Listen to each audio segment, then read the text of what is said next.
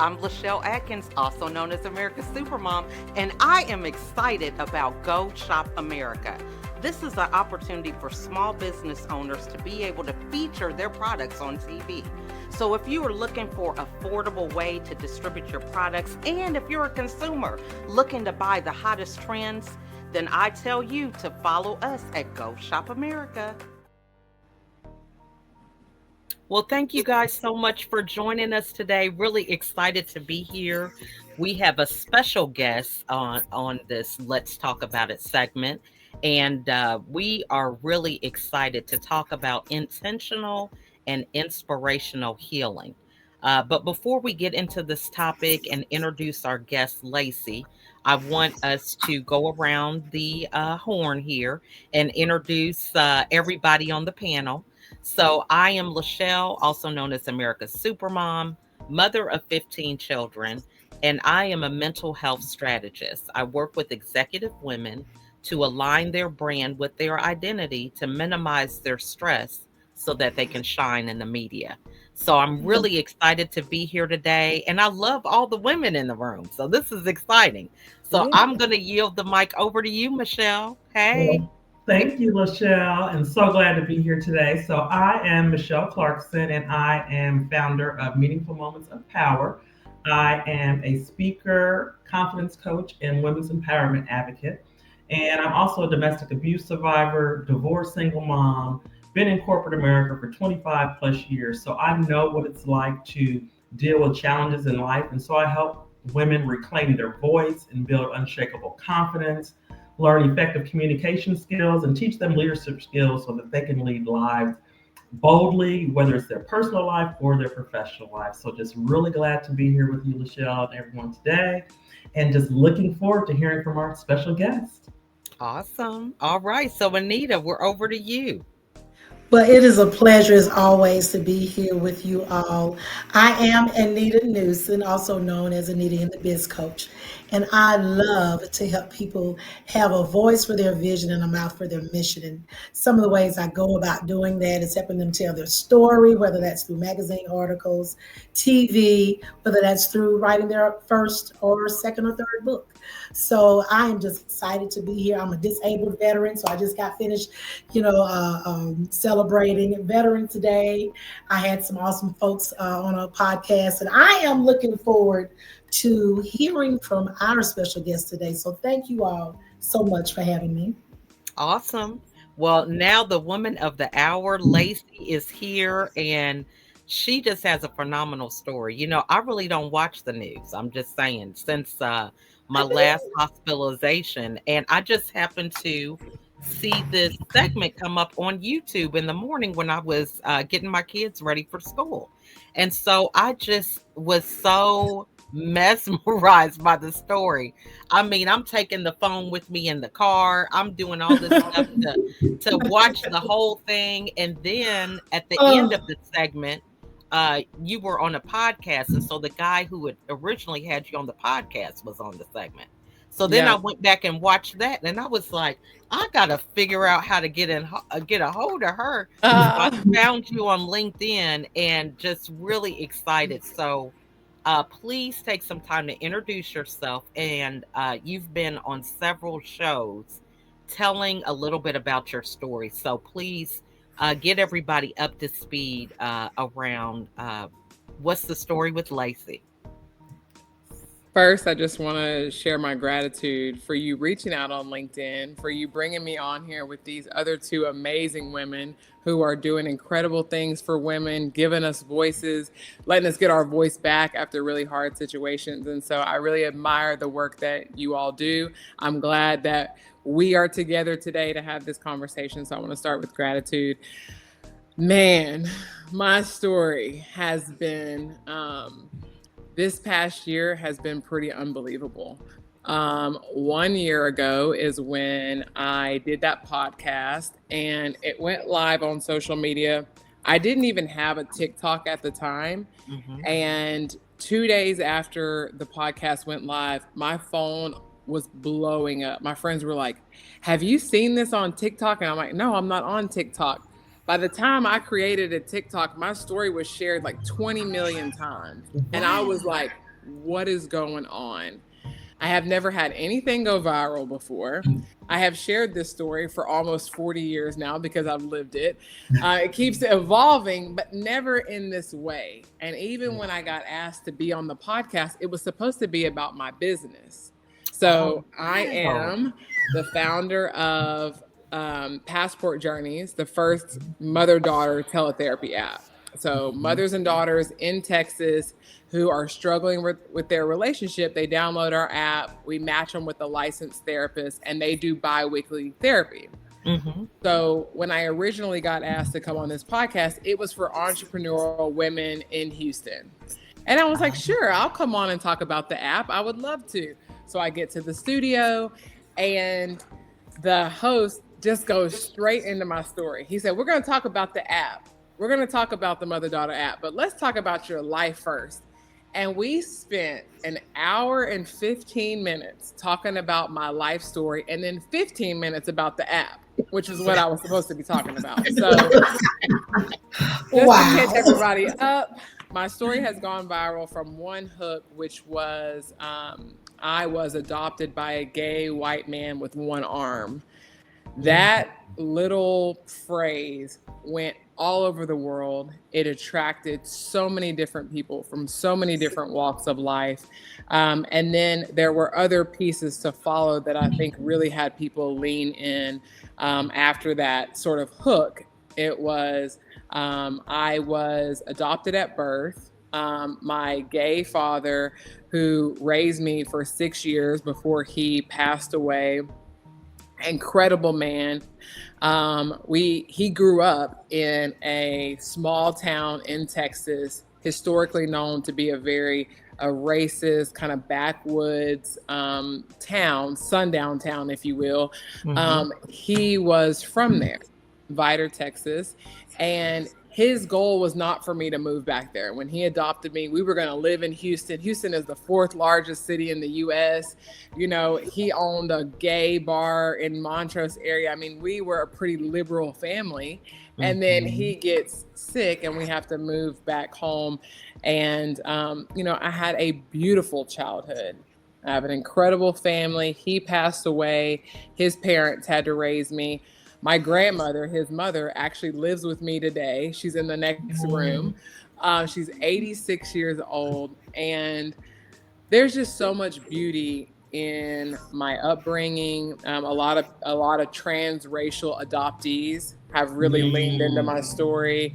A lot of people who grew up in towns where they did not look like everyone else. A lot of people who have maybe gay parents or same-sex marriage relationships. So many different people. And then fast forward, when I was 19, I met my biological mother, who I thought was dead my entire life because I was told that she had died. So I find out that she's alive. I meet her and we have 10 incredible years together. I mean, and by incredible, I mean hard. I mean, up, down, every which way, but it was so beautiful.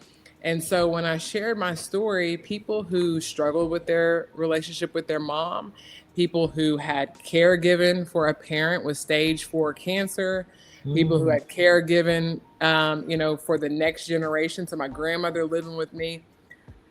I think it was just a mixture of all of those things in that hour and a half that it has spread from. I mean, I had people reaching out to me from Switzerland, Africa, Asia, all over the place.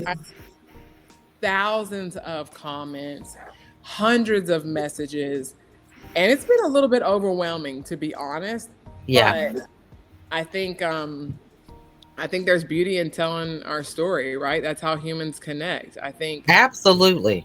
And you know, connect. And the thing is, you know, you really don't recognize what the story is until you tell it. You know, like you're thinking, oh, my story is my business, you know, but your story ends up being, you know, your whole childhood in this situation. So you guys, there's so many different episodes that we could put here as links, but I think my question is, you know, the transformation from this being a hard time around being adopted, and then finding your mom late in life, and then her passing away, how you were able to channel that pain into something positive, with being able to look, to have a ray of hope for other women who may be struggling with the same thing.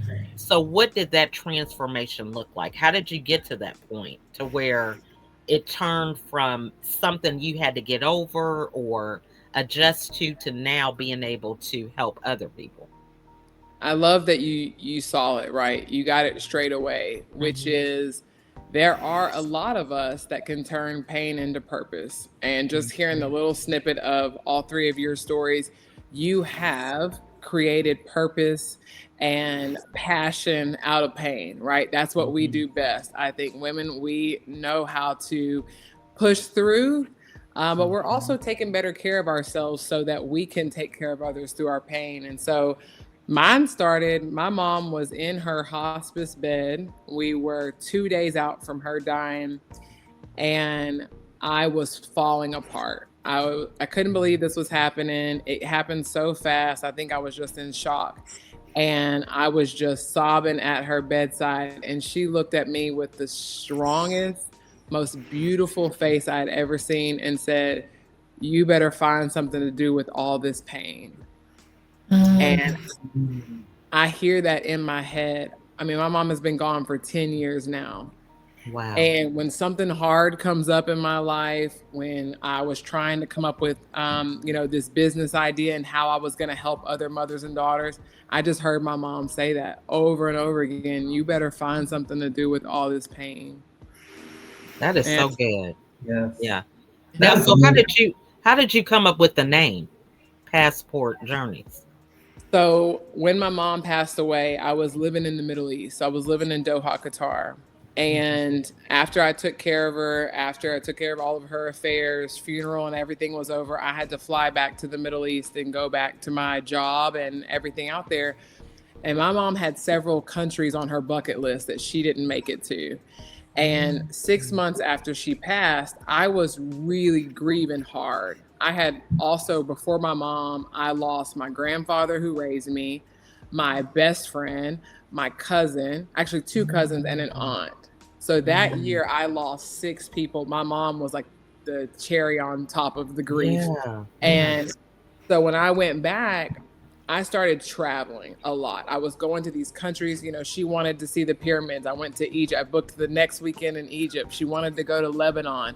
There were places that she wanted to see and did not get the opportunity to. So I was sitting that sixth trip that I took after she passed away. I was looking at my passport with a little bit of pride, saying, "Man, I'm doing it. I'm doing what she wanted to do. I am basically traveling through my grief."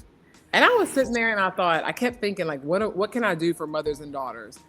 And I said, I want to give them a way where they can tangibly track their progress, like tangibly track Mhm. this journey that they're taking through their relationship, because you can't go to one therapy session and think, okay, we're fixed, right? Right. You can't go to one retreat and think, or one church service, or whatever you do for solace. You can't do it once and think that you're okay. It's a journey, every relationship.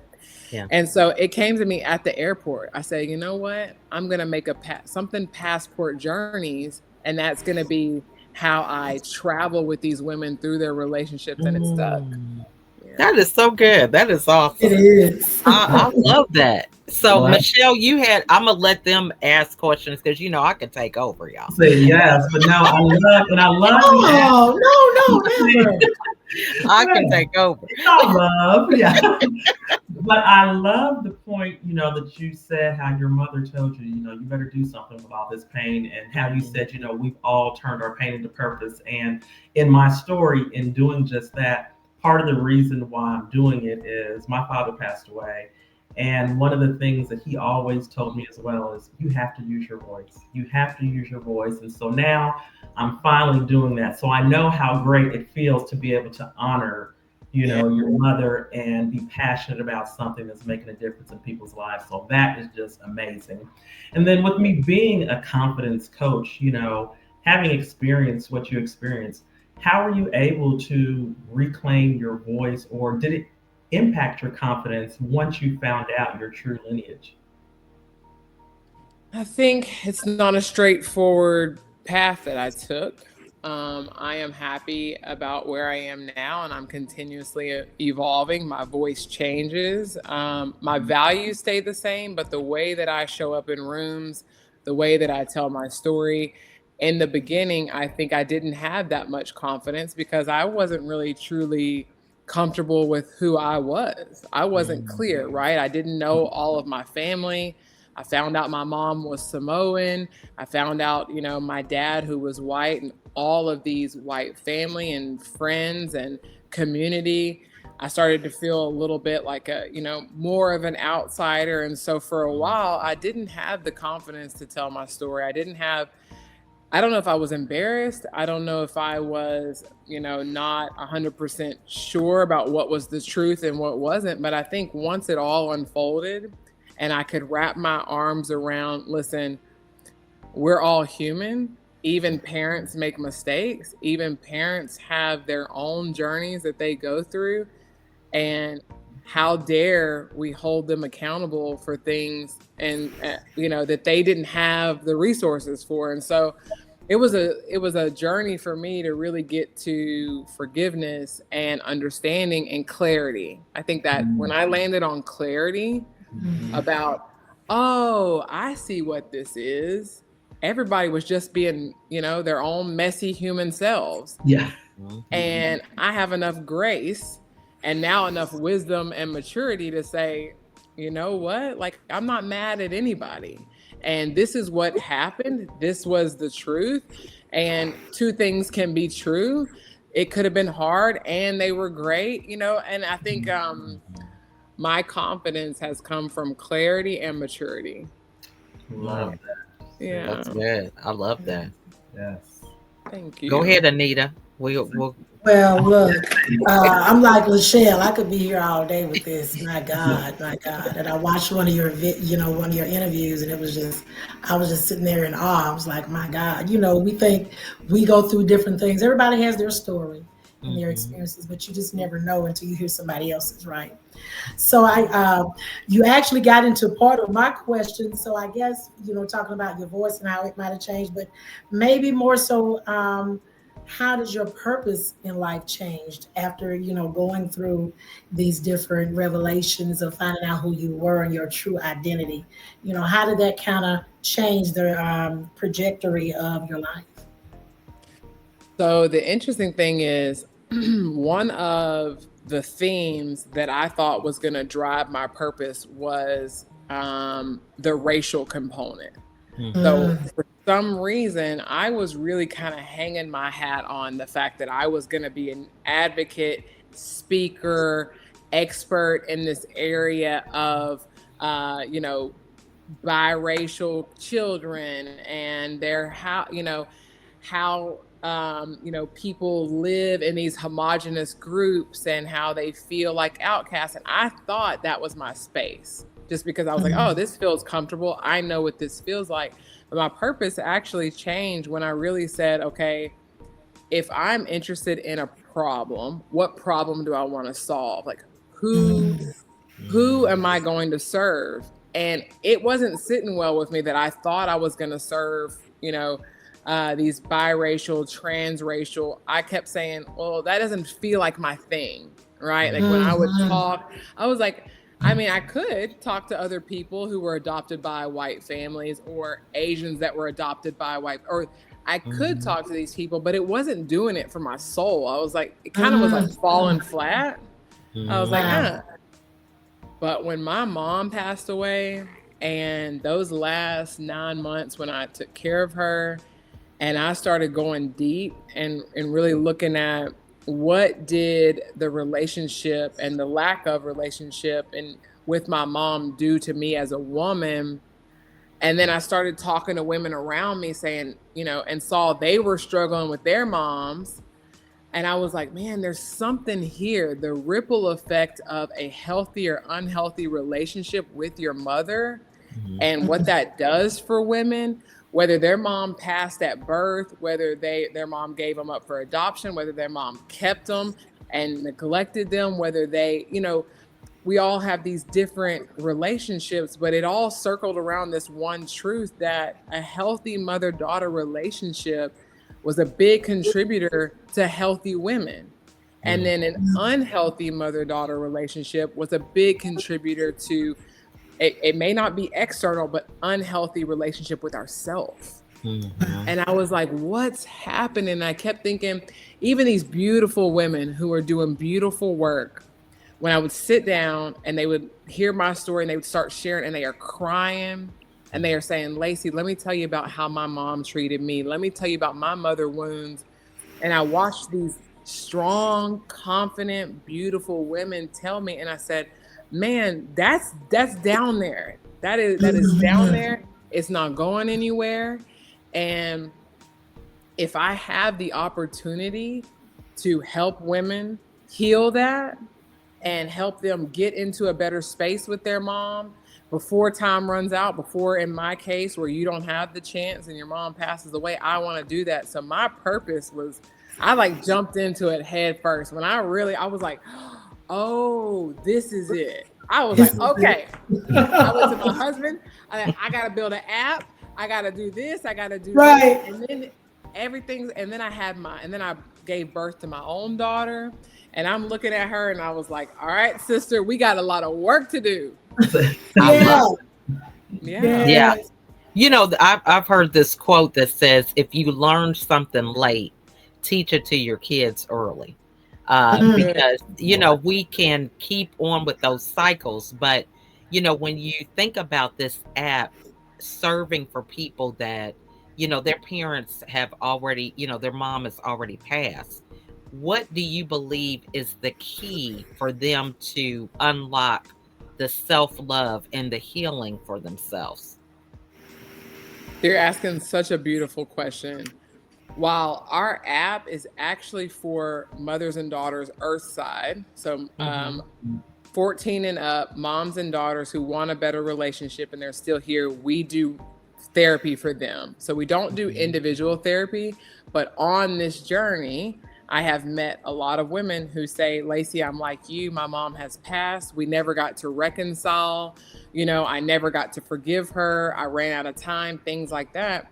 I started recognizing that I needed to do events, that I needed to do different things where women could explore that they were still in a relationship with their mom even after she passed away. Mm. And that conversation has been so beautiful and healing for me, to sit in rooms with women and hear that their mom has been gone for 5, 10, 15 years and that they are still healing and that they are able and they feel like their mother understands them more. It might sound a little bit like woo woo kind of to Oh, some yeah. people, right? But there's something beautiful about being able to work on the relationship and the thoughts that you had about your mother even after she's passed. And so even though my app doesn't serve women who their mom has passed away, a byproduct of that has been so many relationships and a lot of ideas for future events and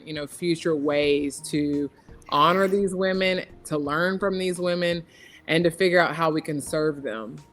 I love that because there's a generation. I'm kind of like on the tail end of what happens in this house stays in this house, and we just don't talk about negative things. We put a smile on our face and go Yep. outside and pretend everything is okay. So, being able to address a lot of these things, and I mean that really is my passion too with mental health because a lot of it is I was my own bully. I can't even blame other people. I was sitting over here with all these standards and expectations for myself. And, people probably would think I was crazy with all the stuff I was trying to do.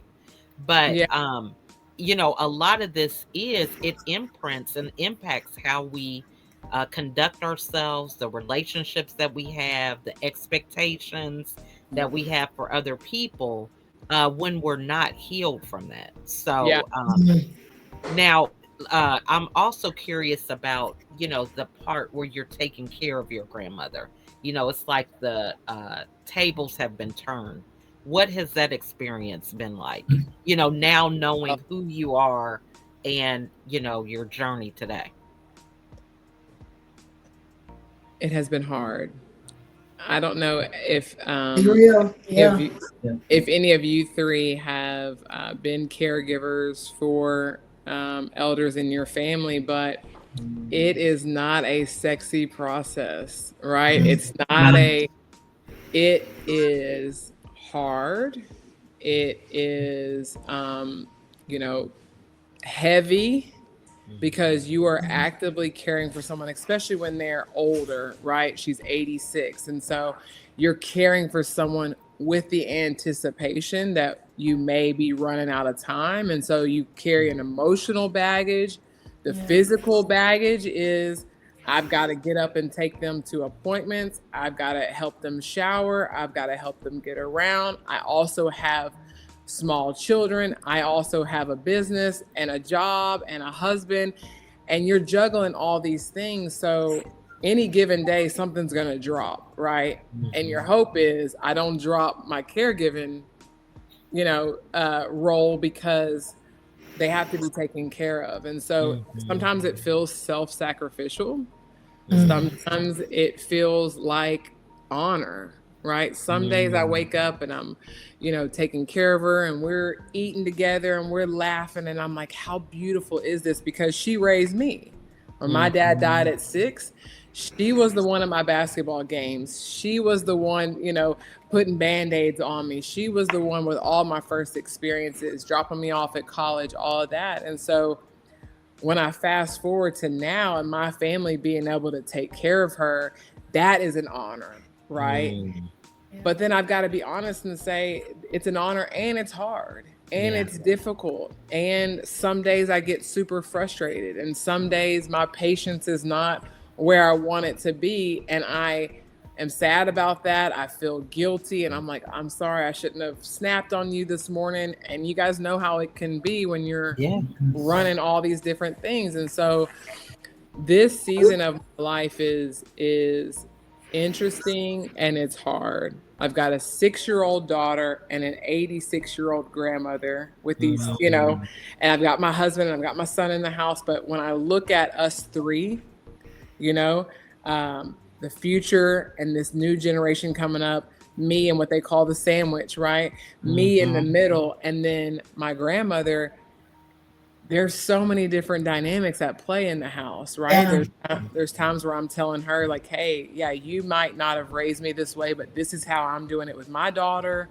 Yeah. And so the short answer is that it's hard, and the caveat to that is that it's beautiful. Mm. Mm. Love that. That was Yeah. so good. I mean, I definitely can, I'm in between grandchildren and Okay. my children. Yeah. So it's a different experience, okay? But I mean, this has really been a great conversation because healing takes a lifetime. I love how you've even talked about that with a lot of the women who their mothers have been gone, and it's still Mhm. something that you can work on. And I think that's the case with anything, with us, with our mental health, and just with the relationships, because we all evolve and change, and we Mhm. go through different transformations of ourselves. I Yeah. think about my kids when they were toddlers, but then now they're young adults, and some of them are parents themselves. So we're always changing and evolving. And so that's just something that, there is no one size fits all. There's no linear path. There's no one and done. It's an active role that we have to play with that. So, really appreciate how you have been inspirational with your journey, and just so open and vulnerable and transparent about that, because one of the things I find is that when we are relatable, then we can have a greater impact because Of course. people can really see themselves in your story rather than it being something to where, it fits really nice in a box and we take it out when we need to, so Yeah. really Yeah. appreciate you sharing your vulnerability with that. Thank you. So I hope that you feel from your platform and the work that you do, the goal is that if you have one of these conversations and you launch it out into the world, and if there's one person who feels Just less alone, I've done my one, job. Yeah, there's that's one all. person that that's it. says, you know what, I listened to Miss Anita, Michelle, and LaChelle with that conversation with Lacey, and I was thinking about my mom or whatever they're thinking. Hmm. We've done our job. That's Yes, it. yes, That is it. love yes. that. I Now, love so it. how can we support you? Do you have any events that are coming up? Anything that's on the uh, Books, on the anything. horizon for 2026 Yes. or whatever? Shows. Yeah. Yes. So I think right now the best way to support me, because I'm getting my story out there more, I'm actually working on a movie. And Oh, look at so you. the best way to support me is spreading therapy after mom died. That's the first book that I've written. It's on Amazon, it's on everywhere you find your books. Reaching out to me if you want a bundle of books, if you want to share them with the book club, with the class, with your therapy practice. That is the best way to get the story out there. I wrote a book. It's 10 chapters, easy read, but very, very impactful to talk about how I processed my mom passing away and then what we do with this pain. And it has helped so many people, but that's the best way. Therapy after mom died. If you guys can help me get the word out about the book. Absolutely. I love that. Yes. And that's so Mhm. exciting about a movie. So I'm Yes. glad we got a chance to interact with you before you get too famous. You know what I'm saying? We still we will still partake after.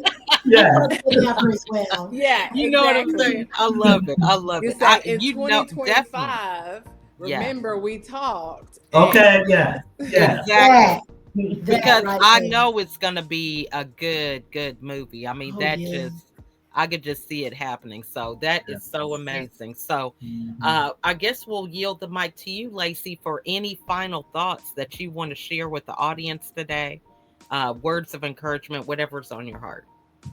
I started with gratitude and I'll end it with gratitude. I think every single day that we're given to share our story, to listen to other stories, and to turn our pain into purpose, we should be grateful. I thank God for giving me this opportunity Mm. with you all today and with so many Amen. people around the world. So I'll end it with thank you. Oh, well, thank Wow. you so much again for being here. And we want to thank everybody for watching today and want to wish you happy Thanksgiving. Yeah. This is a perfect story for you to take some time to connect with your family members and really build on those relationships that can propel us forward with a positive impact in the world. So, thank you again, Lacey, for joining us. And we look Yeah. forward to seeing you guys on the next episode. Thank Bye, you so everybody. much. Bye. You're welcome. Need to Bye make a bye. difference. Bye bye.